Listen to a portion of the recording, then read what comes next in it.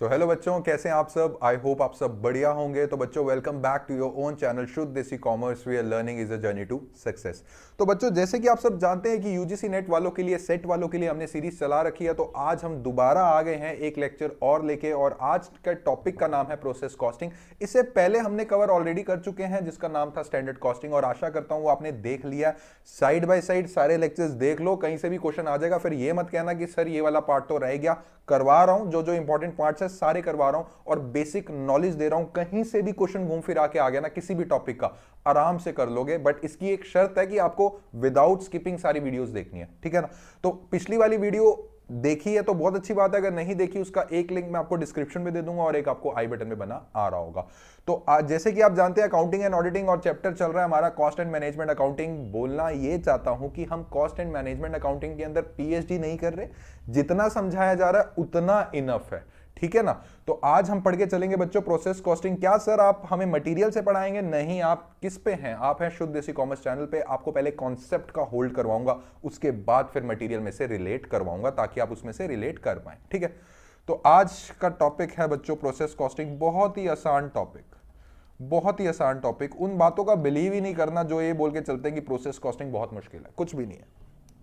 सभी एक चीज बता के चलो कि क्रिकेट कौन कौन खेलता है? सर हम सभी खेलते हैं। नहीं खेलते तो सर देखा होगा। तो क्रिकेट में एक होता है बैट और एक होता है बॉल। बात करते हैं बैट की।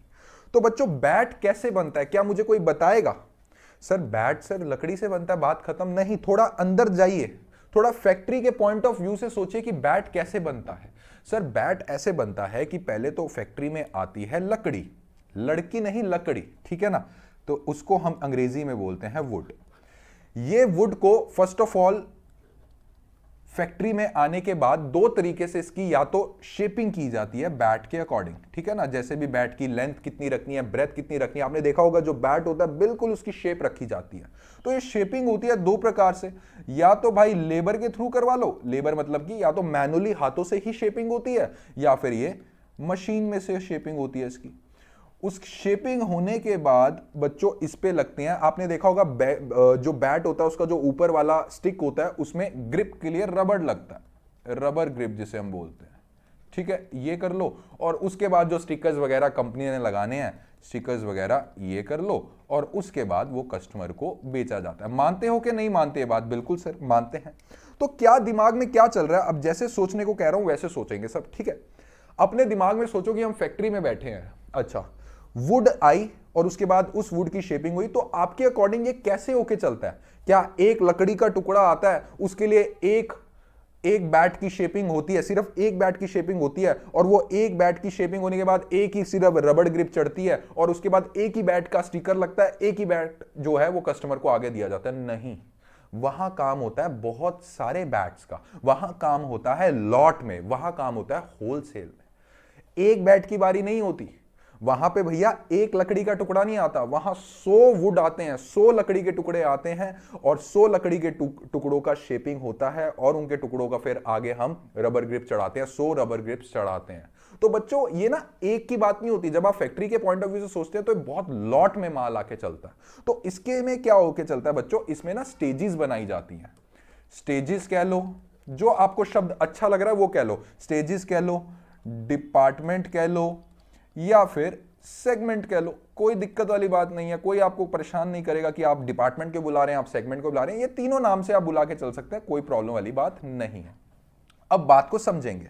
जो डिपार्टमेंट 1 होता है वो सारी जो जितनी भी लकड़ी है, जो वुड है, वो इकट्ठा करता है। फिर वो डिपार्टमेंट 2 मतलब कि सेगमेंट 2 में दी जाती है। सेगमेंट 2 क्या करता है कि जितनी भी लकड़ियां आई हैं उनकी शेपिंग होती है, आइदर मैनुअली और with the help of a machine. उसके बाद जब बैट बन के तैयार हो जाता है उस पे रबर ग्रिप्स, इतने सारे बैट्स पे रबर ग्रिप्स इतनी सारी चढ़ाई जाती है। उसके बाद सारे बैट्स पे स्टिकर्स लगती है। उसके बाद फिर वो कस्टमर को दिया जाता है। तो बच्चों डिपार्टमेंट होते हैं फैक्ट्री में, सेगमेंट्स होते हैं 1 बाय 1। ये चीज समझने की कोशिश करना। तो आज हम प्रोसेस कॉस्टिंग में क्या समझ के चलेंगे बच्चों? प्रोसेस कॉस्टिंग का मतलब ये होके चलता है कि डिपार्टमेंट 1 या फिर सेगमेंट 1 बोल लो, उनका कितना कुल मिला के खर्चा आ रहा है। फिर जब डिपार्टमेंट 1 से ये जो लकड़ी के टुकड़े हैं डिपार्टमेंट 2 में गई, वहां पे शेपिंग में कितना खर्चा आ रहा है। फिर शेपिंग करने के बाद ये रबर ग्रिप्स लग रहे हैं, डिपार्टमेंट 3 में जा रही है, सेगमेंट 3 में जा रही है, उनका कितना खर्चा आ रहा है। और करते करते करते इसी को ही बच्चों हम बोल के चलते हैं प्रोसेस कॉस्टिंग। कि फर्स्ट प्रोसेस क्या हुआ, लकड़ी के टुकड़े इकट्ठे हो रहे हैं। सेकंड प्रोसेस क्या हुआ कि उसकी शेपिंग हो रही है, लकड़ी की शेपिंग हो रही है, बैट बन रहा है। थर्ड प्रोसेस क्या हुआ, डिपार्टमेंट 3 का प्रोसेस होता है जिसमें रबर ग्रिप्स चढ़ाई जा रही हैं। और डिपार्टमेंट 4 क्या हुआ, जिसमें स्टिकर्स लगाए जा रहे हैं। प्रोसेस नंबर 4, इन्हीं को बच्चों हम बोल के चलते हैं प्रोसेस कॉस्टिंग, जिसमें हम प्रोसेसेस की कॉस्टिंग देखते हैं। Normal, as simple as that, और कुछ पढ़ने की जरूरत नहीं है इसमें। मैं फिर से बात कर रहा हूं, ये कोई आपने पीएचडी नहीं करनी है, बट यस आपको नॉलेज होनी चाहिए। मैं आपको बेसिक नॉलेज दे रहा हूं कि प्रोसेस कॉस्टिंग होती क्या है। इसमें कैलकुलेशंस नहीं आती है, यूजीसी नेट सेट के एग्जामिनेशन में कैलकुलेशन नहीं आती है, बट वो क्वेश्चन पूछ सकता है कि प्रोसेस कॉस्टिंग का मतलब क्या होता है। तो आपको ये चीजों की नॉलेज होना बहुत जरूरी है, ठीक है। अब मुझे अब एक चीज बताएंगे, ठीक है, मुझे अब एक चीज बताएंगे। मान लीजिए मैं प्रोसेस बुला लूंगा, प्रोसेस 1 2 3 4, मतलब डिपार्टमेंट 1 2 3 4, ठीक है। तो ये है वुड, पहले हमारे पास आती है लकड़ी जिसको हम बोलते हैं प्रोसेस 1, ठीक है।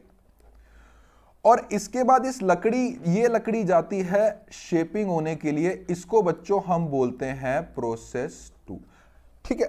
उसके बाद ये शेपिंग बन गई, बैट्स निकल गए, उसके बाद लगते हैं हमारे पास रबर ग्रिप्स, ठीक है। और ये रबर ग्रिप्स हमारा होता है डिपार्टमेंट नंबर 3, जिसको हम एक और नाम से बुला सकते हैं प्रोसेस 3, ठीक है। और इसके बाद हमारे लगते हैं बच्चों स्टिकर्स, डिपार्टमेंट नंबर 4, जिसको हम बुला सकते हैं प्रोसेस 4, ठीक है। एक चीज तो कसम खा लो, हर किसी प्रोसेस का अलग अलग खाता मेंटेन होना है। एक मुझे बात बता के चलो, एक डिपार्टमेंट की कॉस्ट निकालना चाहते हो तो कैसे निकालोगे सर, उसका अलग से खाता मेंटेन कर लो। सो सर एक चीज तो हमें क्लियर है, क्या कि सर प्रोसेस अकाउंट बनेगा, process number 1 account, process number 2 account, process number 3 account और प्रोसेस नंबर 4 अकाउंट। इतनी बात क्लियर है? हाँ जी सर क्लियर है। अब इसमें देखना, जो बात समझाना चाह रहा हूं वो समझना।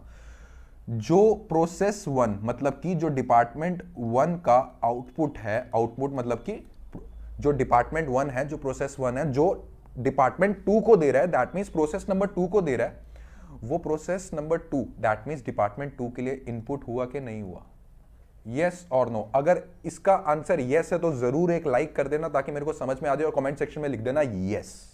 बिल्कुल सर, डिपार्टमेंट 1 ने, दैट मींस प्रोसेस 1 ने जो उनका आउटपुट क्या है, उन्होंने लकड़ियां ही देनी है, वो sir department number 2 that means process number 2 के लिए, उनके लिए वो रॉ मटेरियल हुआ, उनके लिए वो इनपुट हुआ सर एक तरीके से।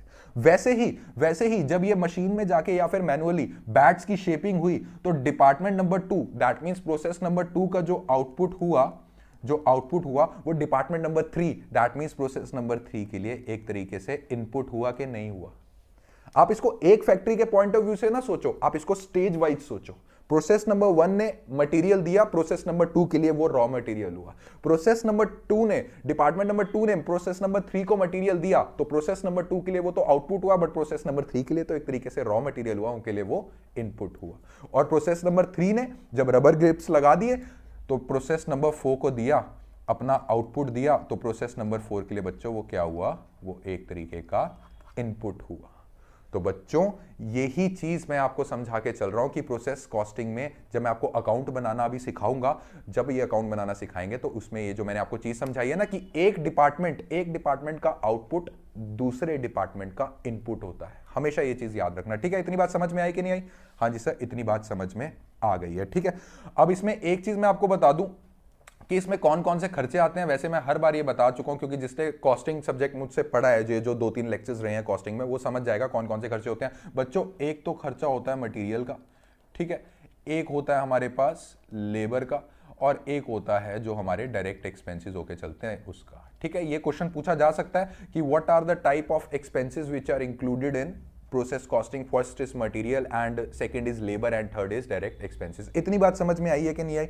हाँ जी सर, इतनी बात समझ में आ गई है, ठीक है, तो फटाफट मैं आपको एक बार प्रोसेस कॉस्टिंग का वो बता दूं। कहीं बच्चे कहें सर प्रोसेस कॉस्टिंग पढ़ा तो दो सर, होती क्या है यार, पढ़ लो, कोई प्रॉब्लम वाली बात नहीं। बट मैं ना यार कभी भी ये रट्टेबाजियों में नहीं डलता, मैं कभी थ्योरी पार्ट में नहीं जाता, समझो उसके बाद थ्योरी पढ़ो, ठीक है ना। So process costing is a method of costing under which all cost are accumulated for each stage of production. मैंने क्या बोला था, हर डिपार्टमेंट, हर स्टेज होता है हर फैक्ट्री में, ठीक है ना। सो और प्रोसेस, उसको प्रोसेस भी बुला सकते हैं। And the cost per unit of a product is ascertained at each stage of production by dividing the cost of each process by the normal output of that process. Account बनाऊंगा तो ये बात समझा दूंगा, ठीक है। So what are the features of costing, बच्चों ये पढ़ लो, इतने ज्यादा इंपॉर्टेंट नहीं है, ठीक है। तो फटाफट से विदाउट वेस्टिंग एनी टाइम मैं आपको अकाउंट बनाना सिखा देता हूं। देखो बच्चों, अकाउंट होता है ऐसे, प्रोसेस 1 अकाउंट, और जैसे जैसे जो जो प्रोसेसेस हैं, जैसे मैंने आपको बताया था कि फर्स्ट प्रोसेस, सेकंड प्रोसेस, तो उसके हिसाब से आपको लिख के चलना है कि process 1 account, process 2 account, process 3 account, ठीक है। तो प्रोसेस 1 अकाउंट में बच्चों नॉर्मल है, कुछ भी नहीं है, यहां आपका होता है पर्टिकुलर्स, ठीक है, ये हो गया पर्टिकुलर्स। हाँ, एक कॉलम और ऐड करवा रहा हूं, ये कॉलम बच्चों ऐड करवा रहा हूं क्वांटिटी का, क्योंकि इसमें हम देखेंगे, क्या चीज देखेंगे कि कितने की क्वांटिटी आई थी। मतलब हमारे लिए एक तरीके से क्या हुआ, प्रोसेस 1 के लिए रॉ मटेरियल क्या हुआ, जो बाहर से खरीदा हुआ है। बट यही अगर मैं आपको बात बोलूं प्रोसेस 2, दैट मींस डिपार्टमेंट 2, तो डिपार्टमेंट 2 के लिए बेटा रॉ मटेरियल क्या हुआ, जो डिपार्टमेंट 1 से आया, जो स्टेज 1 से आया। तो क्वांटिटी लिखना बहुत जरूरी है कि कितनी क्वांटिटी में आया, ठीक है। तो फर्स्ट ये बन जाएगा। सेम बच्चों इसमें ऐसा रहेगा, यहां पे भी पर्टिकुलर्स, ठीक है, particulars and quantity and amount, ठीक है। So without wasting any time मैं फटाफट से लाइंस खींच देता हूं। तो ये आप लोगों के लिए मैंने पहले से फॉर्मेट बना लिया। अब ये है प्रोसेस 1 अकाउंट। प्रोसेस 1 मतलब कि डिपार्टमेंट नंबर 1 जो जिनके पास लकड़ियां आ रही हैं। अब इससे ऊपर तो कोई डिपार्टमेंट है नहीं, पहले वाला डिपार्टमेंट यही था। तो बच्चों इन्होंने जो लकड़ियां खरीदी होंगी आउटसाइडर से खरीदी होंगी, ठीक है। तो बच्चों इस केस में आप लिखेंगे टू डायरेक्ट मटीरियल। सर एक बात बताइए, बताता हूं, मैं जानता हूं क्या आपके दिमाग में चल रहा है। बच्चों यहां क्वांटिटी आएगी और यहां उसकी अमाउंट आएगी, कितनी क्वांटिटी का मटेरियल आया और उसकी अमाउंट आ जाएगी। सर अगर मैं यहां कर दूं 2 3 4, चलो 2 department number 2, that means process number 2 कर दूं। सर प्रोसेस नंबर 2 के लिए जो रॉ मटेरियल होगा वो प्रोसेस नंबर 1 से आएगा, तो उस केस में क्या लिखेंगे। तो उस केस में क्या लिख के चलेंगे, उस केस में बच्चों आप लिख के चलेंगे, मान लीजिए डिपार्टमेंट नंबर 2 है, तो प्रीवियस प्रोसेस, जो प्रीवियस प्रोसेस से जो आउटपुट आया, दैट मींस डिपार्टमेंट नंबर 1 का जो आउटपुट है वो डिपार्टमेंट नंबर 2 का रॉ मटेरियल है, इनपुट है। सो प्रीवियस प्रोसेस से जो हमें इनपुट मिला है, क्वांटिटी एंड अमाउंट, ये सब आपके पास होगा। कैलकुलेशंस में मत जाओ, आपको सिर्फ फॉर्मेट पता होना चाहिए। इतनी बात समझ में आई कि नहीं आई? हाँ जी, समझ में आ गई। फटाफट से देखिए, मैंने आपको क्या बताया था, कौन कौन से एक्सपेंसेस प्रोसेस पे होते हैं। एक होता है मटेरियल का, एक होता है हमारे पास लेबर का। तो बच्चों यहां आप लिख के चलेंगे टू डायरेक्ट वेजेस। क्या मुझे फटाफट से बताओ, ये जो क्वांटिटी वाला कॉलम है, लेबर तो अपना एफर्ट डाल के वो प्रोडक्ट बनाती है, क्या इसमें क्वांटिटी वाला सिस्टम भी होता है? नहीं सर, नहीं होता। चलो ठीक है, टू डायरेक्ट मटेरियल के केस में ये ले लिया कि हमने मटेरियल परचेस करा है 50 किलो 50,000 का, बट लेबर ने तो उस मटेरियल में अपना एफर्ट डाला है। तो लेबर के केस में बच्चों ये जो क्वांटिटी वाली चीज होती है ये हम नहीं लिखते हैं, ठीक है। और बच्चों उसके बाद हमारा आता है टू अदर एक्सपेंसेस। जो टू अदर एक्सपेंसेस रहता है उस केस में भी क्वांटिटी का क्या काम यार, उसमें हो जाता है ये। इतनी बात समझ में आई है कि नहीं है? हाँ जी सर, इतनी बात समझ में आ गई। अब एक चीज समझाने जा रहा हूं जो कि मोस्ट इंपॉर्टेंट है, इसी में से ही क्वेश्चन पूछा जाता है। बच्चों मैंने आपको पहले भी बताया था कि एक फैक्ट्री ओपन करते हैं ना तो लॉसेस होते हैं, ऐसा नहीं है कि लॉसेस नहीं होते हैं, लॉसेस होते हैं। मान लीजिए लॉस हुआ कि मैं बैट बना रहा हूं, मैंने लकड़ी बनाई है, शेपिंग के लिए लकड़ी गई है, बट फैक्ट्री में कुछ ऐसा हुआ कि मैनुअली वो शेपिंग की जा रही है लेबर के द्वारा, बट शेपिंग सही नहीं हुई, उसने ज्यादा काट दिया, बैट का जो शेप होता है वो ज्यादा काट दिया, तो वो जो लकड़ी है वो मेरे लिए क्या है, वो बच्चों मेरे लिए लॉस हो गया। तो ऐसा नहीं है, अगर कभी भी बिजनेस खोलोगे तो लॉसेस तो होते ही होते हैं। अब बात ये आई कि यार सर प्रोसेसेस में भी लॉसेस होते हैं। हाँ होते हैं। प्रोसेस नंबर वन में लॉस हुआ कि जो वुड आई है, जो लकड़ी आई है वो प्रॉपर आई नहीं, जितनी सोची थी इतने केजीज आएगी बट वो आई नहीं। प्रोसेस नंबर 2 में शेपिंग के दौरान मैंने आपको एग्जांपल दे दिया। प्रोसेस नंबर 3 में जो रबर ग्रिप्स लगा रहे हैं वो रबर ग्रिप्स घटिया क्वालिटी की निकली, वो टूट गई, लॉस हो गया। प्रोसेस नंबर 4 में स्टिकर्स जो थे, स्टिकर्स प्रॉपर्ली चिपके नहीं, वो आधे आधे स्टिकर्स बिके, ये सारे लॉसेस का पार्ट होके चलते हैं। तो मान लीजिए प्रोसेस नंबर 1 में भी लॉस होता है, प्रोसेस नंबर 2 में भी लॉस हो सकता है, प्रोसेस नंबर 3 में भी लॉस हो सकता है और प्रोसेस नंबर 4 में भी लॉस हो सकता है। हर डिपार्टमेंट का अलग अलग लॉस होता है। अब बात यह आई कि सर लॉसेस कितने प्रकार के होते हैं, आप हमें यह पढ़ा के चलिए। देखिए बच्चे, लॉसेस होते हैं दो प्रकार के। एक होता है नॉर्मल लॉस, जो बच्चे पहले से मेरे से जुड़े हुए हैं उनको पता है, मैंने नॉर्मल लॉस और अब नॉर्मल लॉस बहुत अच्छे से समझाया हुआ है, कोई बात नहीं, दोबारा हल्का सा आपको ओवरव्यू देता हूं। और एक होता है अब नॉर्मल लॉस।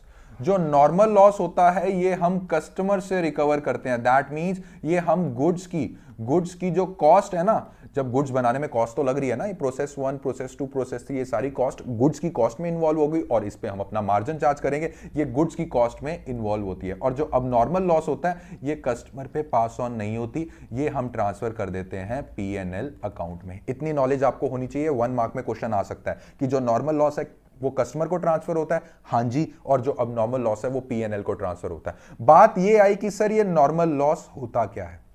नॉर्मल लॉस ऐसा लॉस होता है जो होना ही होना है। नॉर्मल लॉस ऐसा लॉस है जो होना ही होना है। मुझे पता है डिपार्टमेंट नंबर 1 को पता है, प्रोसेस नंबर 1 को पता है कि जो लकड़ियां आनी है ना, मैंने 50 केजीज मंगवाई है तो उसमें से सिर्फ 49 केजी आएगी, 1 केजी का लॉस होना ही होना है। ये चीज मेरे हाथ में नहीं है बच्चों, इसको हम बोल के चलते हैं नॉर्मल लॉस। और ये जो नॉर्मल लॉस होता है बच्चों, ये हम कस्टमर को पास ऑन कर देते हैं। अभी with the help of example आपको समझाऊंगा। बात आई अब नॉर्मल लॉस की। अब नॉर्मल लॉस का मतलब ये होकर चलता है कि यार जो हमारी लेबर लगी हुई है ना, वो ढंग से शेप कर ही नहीं रही, हमारी गलती के कारण। ये वाली जो होती है हमारी गलती, ये कस्टमर पे पास ऑन नहीं कर सकते, ये हमें अपना जो एज एन एक्सपेंस इसको एक्सेप्ट करना होता है और इसको अपना प्रॉफिट एंड लॉस अकाउंट में ट्रांसफर करना होता है। अब मैं आपको डिफरेंस बता के चलता हूं कैसे। मान लीजिए पहले लेते हैं अब नॉर्मल लॉस का, ठीक है। मान लीजिए 100 केजी का कोई प्रोडक्ट है जो हमने परचेज किया, हमें कॉस्ट पड़ रही है उसकी 1000 रुपीज, ठीक है। और इसमें से मुझे पता है 50 केजी जो है वो मेरे वर्कर्स खराब कर देंगे, ठीक है ना। तो ये बन गया 500 रुपए। तो इसमें से कितना बच गया बच्चों, 50 केजी बच गया जिसकी कॉस्ट है 500 रुपए। तो फटाफट से मुझे बता के चलिए कि पहले 1 केजी कितने का पड़ रहा था। जब मैंने मटेरियल परचेज किया था 10 रुपए का पड़ रहा था, क्योंकि ये वाला यहां से यहां जीरो उड़ा दी। और अब कितने का पड़ रहा है सर, अब भी तो उतने का ही पड़ रहा है, 1 KG is equal to 10 rupees. 500 divide by 50 कितना होता है बच्चों, 10 रुपीज होता है, ठीक है, 10 होता है।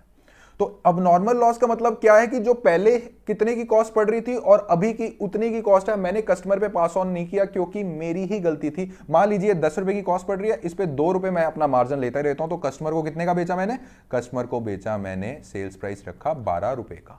अब बात करते हैं नॉर्मल लॉस की। नॉर्मल लॉस मतलब कि यार ये तो होना ही होना है, मेरे हाथ में नहीं है, और ये वाली जो कॉस्ट होती है ये मैं कस्टमर पे पास ऑन करता हूं। तो सेम एग्जांपल मैं लेके चलता हूं नॉर्मल लॉस के लिए।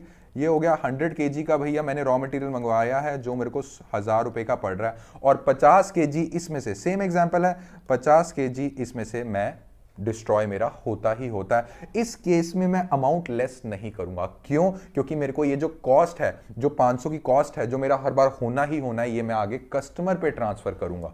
आपको दिखाऊं कैसे, ये देखिए बचा कितना, 50 केजी, और ये 50 केजी कॉस्ट मुझे कितने की पड़ रही है, 1000 रुपए की पड़ रही है। तो बच्चों पहले क्या था, 1 केजी कितने का पड़ रहा था, ₹10 का, और अब कितने का पड़ रहा है करके देख लो। 1000 डिवाइडेड 50, 20 की कॉस्ट पड़ रही है, और इस पे मैं अपना 2 रुपए मार्जिन भी लूंगा भाई, ये हो गया 22 rupees. That is your normal cost. जो चीज 10 रुपए प्लस 2 मुझे करनी चाहिए थी, जैसे मैंने अब नॉर्मल लॉस में करी, बट नॉर्मल लॉस के केस में मैंने वो जो एक तरीके से कह सकते हैं ना 10 रुपए, एक तरीके से 500 नजर आ रहा है, एक तरीके से 1 केजी पे 10 रुपए मैंने पास ऑन कर दिया कस्टमर को। सो दिस मींस कि नॉर्मल केसेस के लिए, नॉर्मल लॉस के केसेस में आपको अमाउंट नहीं लिखनी। फटाफट से बताइए समझ में आया कि नहीं आया? हाँ जी सर समझ में आ गया। तो बच्चों ये चल रहा था आपका अकाउंट। आई होप आपको अब normal loss and normal loss के बीच में डिफरेंस समझ में आ गया। अब उसका मैं आपको ट्रीटमेंट भी बता देता हूं। तो बच्चों अगर कोई नॉर्मल लॉस होता है, नॉर्मल वेस्ट होता है, तो नॉर्मल बाय नॉर्मल वेस्ट, अभी जस्ट मैंने आपको सिखाया है कि नॉर्मल वेस्ट के केस में क्वांटिटी बढ़ाते हैं, क्वांटिटी लिखिए बट कुछ अमाउंट नहीं लिखनी। यही बच्चों अगर आ जाए अब नॉर्मल वेस्ट के केस में, सर अब नॉर्मल वेस्ट के केस में मैं क्वांटिटी भी घटाऊंगा और मैं अमाउंट भी उसमें लिख के चलूंगा। इतनी बात समझ में आई कि नहीं आई? और ये जो अब नॉर्मल वेस्ट वाला होता है ना, ये P&L में बाद में ट्रांसफर हो जाता है, ठीक है ना। तो ये था आपका प्रोसेस का अकाउंट, और जितना बच्चों हमारे पास बचेगा वो तो क्लोजिंग आ जाएगा प्रोसेस 1 का। मान लीजिए प्रोसेस 1 का बना रहे हैं, और जितना हमारा फिनिश गुड निकला है, जितना हमारा आउटपुट निकला है प्रोसेस 1 का, उसको क्या कर देंगे, उसको हम बोल देंगे by output transfer to next process, ठीक है, और ये आपका हमारा क्लोज कर देंगे, ठीक है, ये चीज हमारी क्लोज कर देंगे। तो ये था, ज्यादा डीप पढ़ने की जरूरत नहीं है, मैंने फॉर्मेट आपको समझाना था ताकि रट्टा मत मारो, ठीक है ना। तो ये आपका फॉर्मेट था कि जितने भी प्रीवियस प्रोसेस, एक तरीके से ट्रेडिंग अकाउंट को याद कर लो, direct material, direct wages, other expenses side होते थे, और जितने का भी हमारा लॉस वगैरह होता था, लॉस नहीं लिखते तो इसमें आता है नॉर्मल वेस्ट होता था और अब नॉर्मल वेस्ट होता था, और क्लोजिंग प्रोसेस नंबर 1 का बच गया, और बाकी जो आउटपुट निकला है वो प्रोसेस नंबर 2 के लिए क्या होगा, वो प्रोसेस नंबर 2 के लिए एक तरीके से इनपुट होगा। तो इस एंट्री क्या डाल दोगे, by output transfer to next process. और जब प्रोसेस नंबर 2 बनाओगे तो पहली एंट्री क्या करोगे सर, 2 प्रीवियस प्रोसेस हमारे लिए इनपुट हो गया, ठीक है। तो इसका मैं आपको एक बार फॉर्मेट दिखा दूं, ये लो, मैं थोड़ा जूम कर देता हूं ताकि नजर आ जाए। ये रहा, ये देखो, ये होता है प्रोसेस का आपका टू बेसिक मटेरियल, ये सारी इंपॉर्टेंट चीजें हैं, ठीक है। तो समझ लो, देख लो, स्क्रीनशॉट ले लो, कुछ डाउट है तो पूछ लो, ठीक है। तो बच्चों ये सारा आपको होके चलता है ट्रीटमेंट ऑफ लॉसेस, एक होके चलता है हमारे पास नॉर्मल लॉस, और एक होके चलता है हमारे पास अब normal loss. So normal loss का बोल रहा है, कह रहा था fundamental principle of costing is that the goods unit should bear the amount of normal loss. कहता प्रिंसिपल ये होके चलता है कि भैया जो कस्टमर है, जो गुड्स है, उनको बियर करना पड़ेगा normal loss, that means we will increase the amount of goods. Normal loss के केस में कहता normal loss is anticipated and in a process it is inevitable, it is included, main point आ गया बच्चों, it is included in total cost of the product due to which cost per unit increases. अभी just मैंने आपको example से समझाया कि cost बढ़ जाती है नॉर्मल लॉस की वजह से। बात करें अब नॉर्मल लॉस की, कह रहा अब नॉर्मल लॉस तो हमारी गलती के कारण हुआ है भैया, इसमें कॉस्ट पर यूनिट, जो प्रोडक्ट की कॉस्ट है वो प्लीज प्लीज प्लीज मत इंक्रीज कीजिए, ये हमारा खर्चा है, इसको हम लेके चलेंगे। देखो कहता the amount realised from sale of scrap of abnormal is credited to the abnormal loss account and the balance in the abnormal loss, ये सारी चीजें हैं। तो समझ में आया कि नहीं आया, ये होती है बच्चों आपकी प्रोसेस कॉस्टिंग। ये पढ़ लेना, एडवांटेजेस वगैरह पढ़ लेना, कोई पॉइंट समझना आया तो पूछ लेना, कोई प्रॉब्लम वाली बात नहीं है, ठीक है।